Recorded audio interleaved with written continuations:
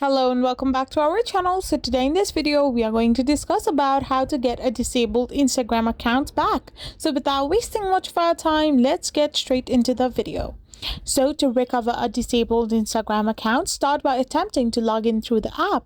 So if you see a message indicating that your account was disabled, follow the on-screen instructions to appeal the decision, or go to a web browser and type in recover Instagram account.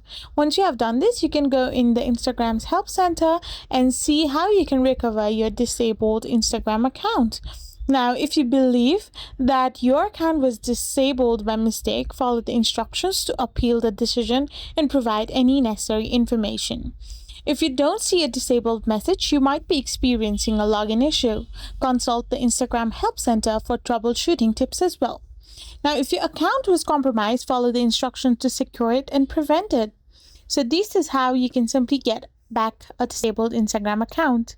I hope you found this video helpful. So don't forget to hit that subscribe button and do give us a thumbs up. We will be back again with more informative videos. Thank you for watching.